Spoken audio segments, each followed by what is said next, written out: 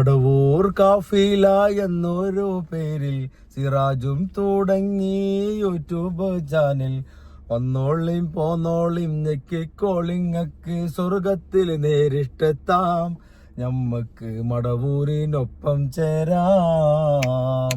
സ്കാരും ദീനും ഹജ്ജൊന്നും വേണ്ട, കള്ളക്കാറാമത്ത് ദീനിന്റെ പേരില് പാട്ടാക്കി പാടിയ സിറാജ് ഉസ്താദിനെ ഇങ്ങക്ക് മുത്തണോ.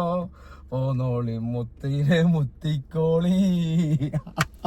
പാട്ട് പാടാൻ കാരണം നമ്മള് കഴിഞ്ഞ 3 ആഴ്ച മുമ്പാണ് ഈ ഒരു വീഡിയോ നമ്മൾ ചെയ്ത്. എന്ത് ഭാര്യ ഭർത്താവും വീട്ടിലെ പ്രസവമായിട്ട് ബന്ധപ്പെട്ട് ഏകദേശം 3 ആഴ്ച മുമ്പ് നമ്മളൊരു വീഡിയോ പോസ്റ്റ് ചെയ്യുന്നുണ്ടായിരുന്നു. അന്ന് ആ വീഡിയോയിൽ പറഞ്ഞിട്ടുള്ള ഒരു പ്രസക്തമായിട്ടുള്ള ഒരു കാര്യം ഒന്നും കൂടെ കേൾപ്പിച്ചു തരാണ്. ഞാൻ എന്റെ വീഡിയോ കാണുന്ന സ്ത്രീ സുഹൃത്തുക്കളോട് പറയുന്നത്, അങ്ങനെ ഏതെങ്കിലും ഘട്ടത്തിൽ ഭർത്താവ് പറയുകയാണെങ്കിൽ ഇറങ്ങി പോടാ പുല്ല് എന്ന് പറഞ്ഞിട്ട് നിങ്ങൾ തൊട്ടുള്ള ഹോസ്പിറ്റലിൽ പോകണട്ടോ. ഒരു കാരണവശാലും അത്തരം ഒരു പരീക്ഷണത്തിനോ അല്ലെങ്കിൽ പൈസ ലാഭത്തിനോ മറ്റുള്ള ഒരു മതപരമായിട്ടുള്ള ഏതെങ്കിലും കാഴ്ചപ്പാടിലോ നിങ്ങൾ ഒരിക്കലും നിങ്ങളുടെ പ്രസവം വീട്ടിൽ അനുവദിക്കരുത്. അതായത് നിങ്ങളുടെ ജീവൻ വെച്ചിട്ടാണ് ഈ മാത്രമല്ല ആ കുട്ടിയുടെ ജീവനും കൂടി 2 പേരുടെ ജീവൻ വെച്ചിട്ടാണ് ഈ കളിക്കുന്നതെന്ന് ആലോചിക്കുക.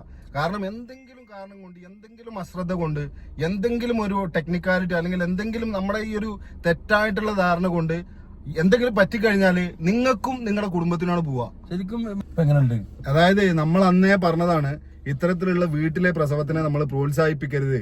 അതിൽ ഒരുപാട് ക്രിട്ടിക്കാലിറ്റി ഉണ്ട്, അല്ലെങ്കിൽ അതിൽ ഒരുപാട് പ്രശ്നങ്ങൾ അതിൽ വരുന്നുണ്ട്, ഒരുപാട് എന്താ പറയാ മരണങ്ങൾ സംഭവിക്കുന്നുണ്ട്, നമ്മൾ അറിയുന്നില്ല അല്ലെ. എത്ര ആളുകൾ ഹോസ്പിറ്റലിലോ നോക്കുന്നുണ്ട്.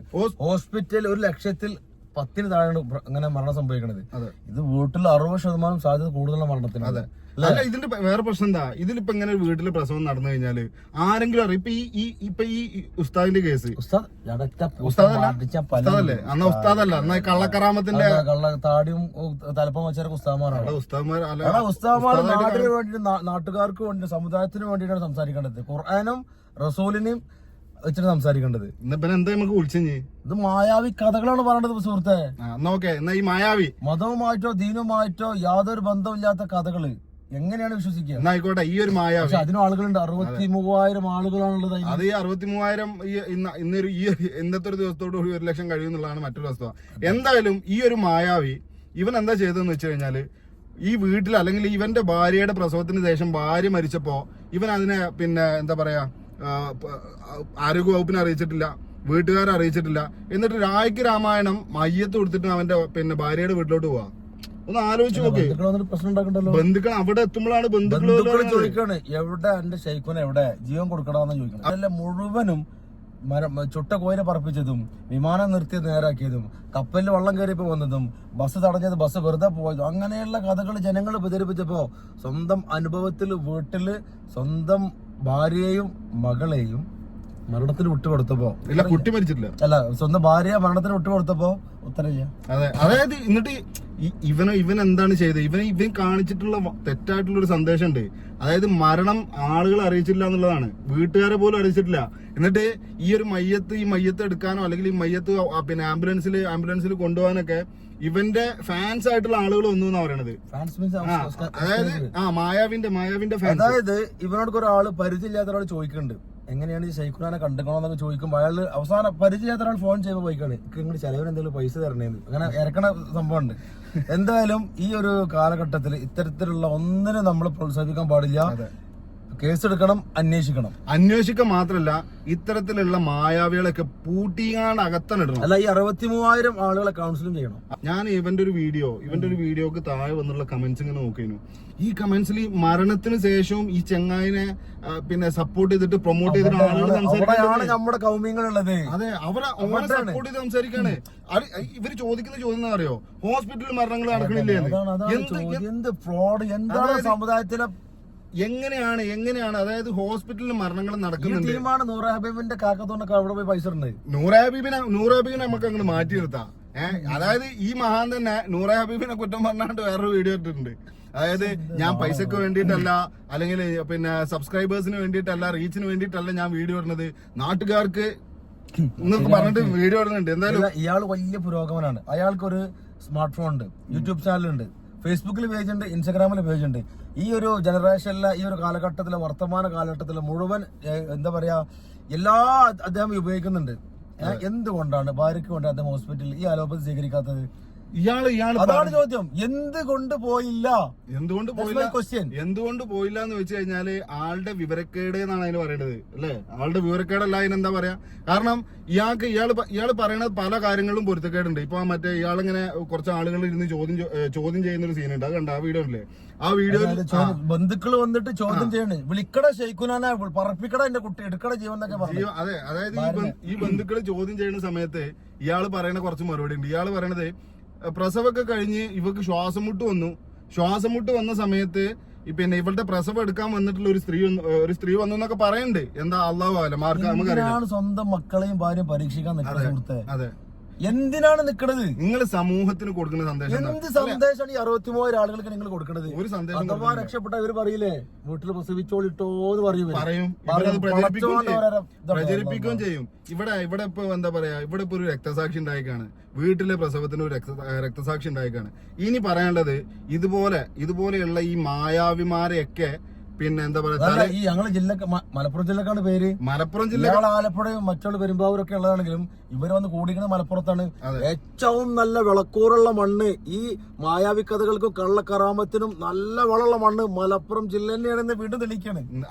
ഇതുപോലെയുള്ള ആളുകൾ എന്താ അറിയോ, തൊട്ടടുത്തുള്ള ഇപ്പൊ നമ്മളെ വീട്ടുകാർ അയൽവാസികളൊക്കെ ആയിട്ട് എങ്ങനെയൊക്കെയാണോ അത്യാവശ്യം നല്ല ബന്ധത്തിലേക്കാണ്. നമ്മുടെ വീട്ടിൽ എന്തെങ്കിലും പ്രശ്നങ്ങൾ വന്നു കഴിഞ്ഞാൽ, പ്രശ്നങ്ങൾ ഉണ്ടായി കഴിഞ്ഞാലൊക്കെ അയൽവാസികൾ വരും.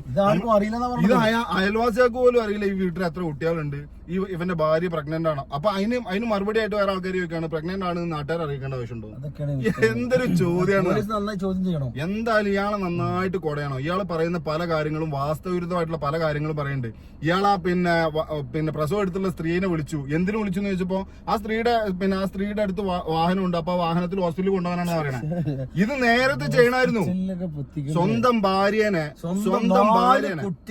നാല് കുട്ടികൾ അനാഥരായിട്ടുള്ളൂ. അതെ, 4 കുട്ടികളെ നിങ്ങൾ അനാഥരാക്കിയെന്ന് മാത്രമല്ല സ്വന്തം ഭാര്യനെ നിങ്ങൾ കുരുതി കൊടുക്കുകയാണ് ചെയ്തത്. പരീക്ഷണ വസ്തുവാക്കി മാറ്റി. അതെ, സ്വന്തം ഭാര്യനെ നിങ്ങൾ കുരുതി കൊടുത്തു. ഇതിന് ഒരു മതപണ്ഡിതനും പറയില്ല നിങ്ങൾ വീട്ടിൽ പ്രസവിച്ചോളൂ എന്നുള്ളത്. എന്തിനാണ്?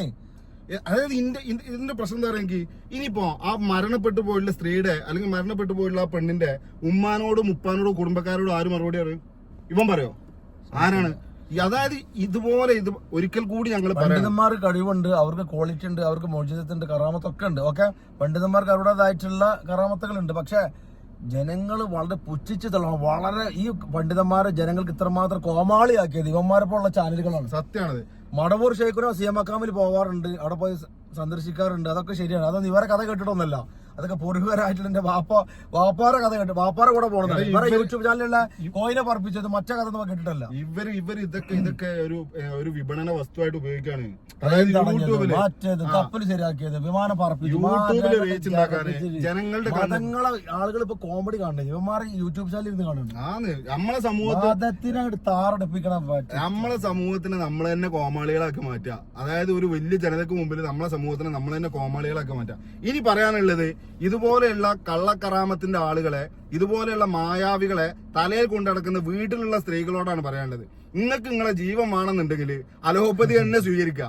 നിങ്ങൾക്ക് നിങ്ങളെ ജീവൻ ബാക്കിയാണ്, നിങ്ങളെ കുടുംബത്തിന് നിങ്ങളെ ബാക്കിയാണെന്നുണ്ടെങ്കിൽ അലോപ്പതി സ്വീകരിക്കുക. ഹോസ്പിറ്റലിൽ പോവാ, പ്രസവം എടുക്കുക. ഇനി നിങ്ങളുടെ ഭർത്താവ് നിങ്ങളോട് പറയാണ് എന്ത് വീട്ടിലെ പ്രസവം എടുത്തോളി, വീട്ടിലെടുക്കാന്ന് പറഞ്ഞു കഴിഞ്ഞാൽ പോയി പണി വെക്കണമെന്ന് പറയാം. പിന്നെ ഇതിലൊക്കെ ഈ സബ്സ്ക്രൈബേഴ്സും ഈ നൂറ ഹബീബിന്റെ ആറ്റക്കോയന്റെ അടുത്തും ഇയാളൊക്കെ പിന്നാലെ കഥകൾ കേൾക്കുന്നത് പ്രവാസികളായിട്ടുള്ള ആളുകൾ കൂട്ടുന്നുള്ളത് യാതൊരു സംശയം കേട്ടോ. നല്ല ശ്രദ്ധിച്ചോളി മക്കളെ. ഇവിടെ ചോര നീരാക്കി ഞങ്ങൾക്ക് പൈസ അയച്ചിരുന്നത് അള്ളാഹ് പറഞ്ഞ പോലെ തന്നെ നിസ്കാരവും നോമ്പും ഹജ്ജും സക്കാത്തും ഉണ്ടെങ്കിൽ മാത്രമേ സ്വർഗത്തിലെത്തുള്ളൂ. ഈ കഥകൾ കേട്ടിട്ടൊന്നും ഒരിക്കലും അള്ളാഹ് ചോദിക്കൂല ആ കഥയിൽ എന്തായിരുന്നു ക്ലൈമാക്സ് എന്ന് ചോദിക്കൂല ഞങ്ങളോട്. അപ്പൊ മനസ്സിലാക്കി വെച്ചോളി, ചെയ്തോളി പോയിട്ട്. അപ്പൊ എത്ര പറയാനുള്ളൂ, ഇജ്ജാതി ഊളകളെയൊക്കെ ഇജ്ജാതി മരവാഴകളെയൊക്കെ തരംതിരിച്ച് കാണാനുള്ള വിവേകങ്ങൾ കാണിക്കുക. വീട്ടിലെ പ്രസവം എന്ന് പറഞ്ഞുകൊണ്ട് വെറുതെ നിങ്ങളെ ജീവൻ കളയണ്ടെന്ന് മാത്രമാണ് നമുക്ക് പറയാനുള്ളത് അല്ലെ.